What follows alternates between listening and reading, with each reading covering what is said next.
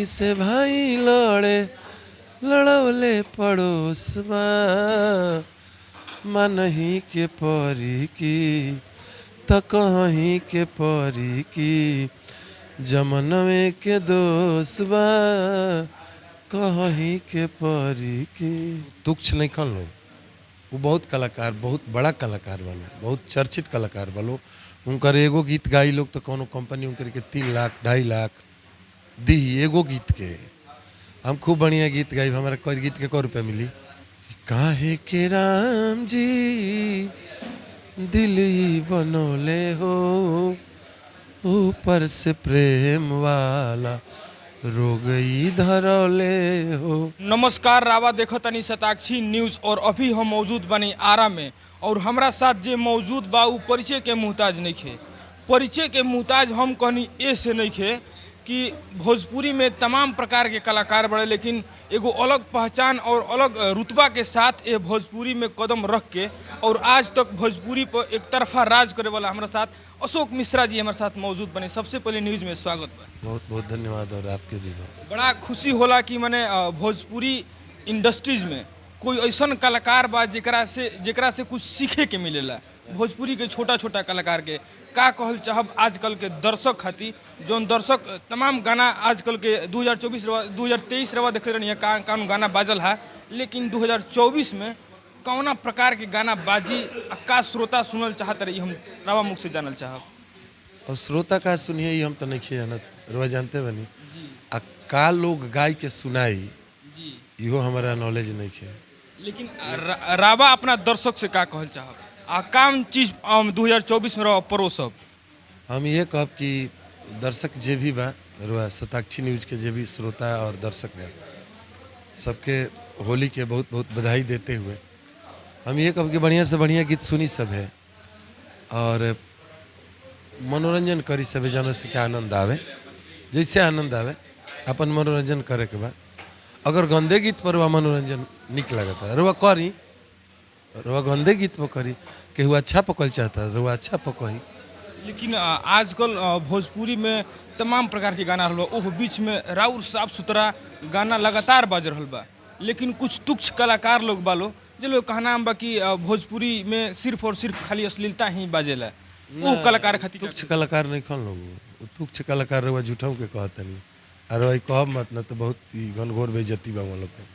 तुच्छ कल हाँ तू तुच्छ नहीं खन लोग, वो बहुत कलाकार, बहुत बड़ा कलाकार वालो, बहुत चर्चित कलाकार वालो। उनकर एगो गीत गाई लोग तो कोनो कंपनी उनकर के 3 लाख 2.5 लाख दी एगो गीत के। हम खूब बढ़िया गीत गाई, हमारा कोई गीत के 100 रुपया मिली। लेकिन हमनी की नज़र में वो लोग तुच्छ कलाकार ये से बालो कि लोग भोजपुरी के बदनामी के तरफ लेके जा रहल बालो। रावा लेखा कलाकार भोजपुरी में देखे के बड़ी कम मिलता है आजकल। ये नहीं खाना बढ़िया कलाकार बनल के चाहता है और वह सोची जे सब कोई हिट होकल चाहता है, कलाकार क्यों नहीं के बनल चाहत, वास्तविकता नहीं देखावल चाहत, बस खाली ताम झाम देखावल चाहत। अरे पहले का कहीं जाए दी बहुत लोग के दुख लग जाई, ताम झाम रो कुछ कह देवे के बाद जोन बात बातन दिल से बाहर निकल जाए तो अच्छा लगी।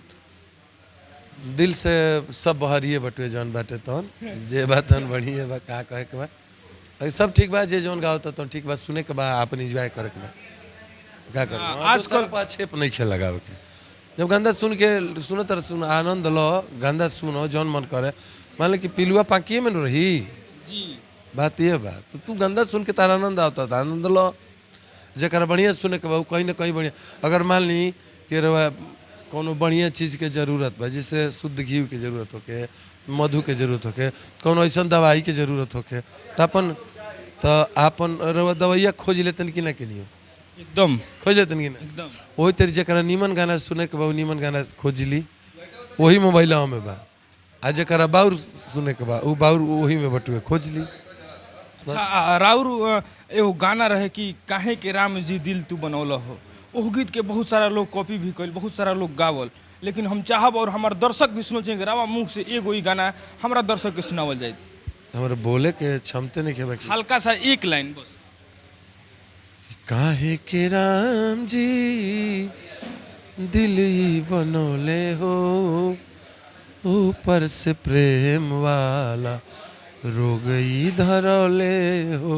हम चाहब अपना दर्शक से कि ऐसन ऐसन कलाकार आजकल मने लोग कलाकारी नहीं देखावल चाहत आ लोग आवता और फुहरपन के मने चरम सीमा पर पहुँच के और भोजपुरी के ही अश्लील करके जौन भोजपुरी के रोटी आजकल के कलाकार खात रहे ओहो मने जहाँ से खात रहे ओह चीज़ के गंदा करके और चले रहे ऐसा ऐसा कलाकार के आप सब सपोर्ट करी। तमाम गाना बा अशोक मिश्रा न्यूज़ सॉन्ग चाहे अशोक मिश्रा सॉन्ग मारब तो लगातार गाना हम चाहब कि जाके एक बार गाना सुनी एगो और गाना रहे सामाजिक गीत रहे हम चाहब कि उहो गाना एक लाइन हमारे दर्शक के सुनती गौलरनी कि भाई से भाई लड़ौले पड़ोसवा कहीं के परी की खाना खा लेल बनी गाइए नहीं कि जब हम गा के अभी रवे नु लेनी है जनता जंक्शन में आरा जंक्शन होटल में रेस्टोरेंट। हाँ तो ये हमने के पनीर रोटी खा लेल बनी जा और गावे के कहते हैं तो बहुत ना इंसाफी हो रहा है साहबा। ना एक लाइन दर्शक के गुनगुना के तनी सुनाओ जाए एक लाइन कि भाई से भाई लड़ौले पड़ोसवा मनही के परी की त कहीं के परी की जमनवे के दोसवा कहीं के परी की। ये वाह वाह जब भी माने निमन चीज़ अगर भोजपुरी में होई तो जौन भी गाना बा अशोक मिश्रा के जौन भी गाना बा भोजपुरी के तमाम लोग कॉपी करके गईले बा लेकिन उ चीज़ लोग आजकल के दर्शक भी भुला रहा बड़े कि हमने के भोजपुरी कहाँ से जानल जाले और कहाँ से पहचानल जाले। तो जाते जाते हमारा दर्शक से लास्ट में का कहब?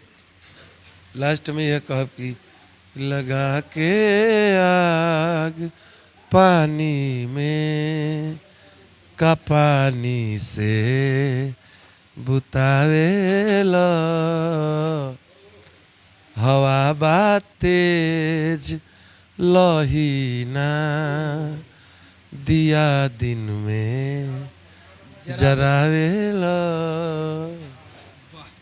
तो नीमन चीज़ अपना दर्शक से हम ये कहल चाहब जौन भी हमारे इंटरव्यू जाला हम वही में अपील करेनी आप सबसे कि भोजपुरी के स्वच्छ और साफ सुथरा करे के बा भोजपुरी के गंदा नहीं करे के और भोजपुरी के हम वही कलाकार से रवा सबके परिचय करावी जौन कलाकार भोजपुरी खातिर कुछ करेला भोजपुरी से जौन रोटी जौन आवेला भोजपुरी से जौन रोटी आवेला ओकर कर्ज हल्का फुल्का अदा करे के प्रयास में रहेला वही कलाकार से हम आप सबसे परिचय करानी। अब ऐसन के कलाकार अशोक मिश्रा जी हमारे साथ रहनी है तो ऐसन के वीडियो और ऐसन के एपिसोड के साथ फिर आप सबसे मिलब और गंदा गीत सुनल रवा सब छोड़ दी साफ सुथरा गीत सुनी और ऐसन ऐसन कलाकार के आगे बढ़ावे के प्रयास करी। बहुत बहुत धन्यवाद।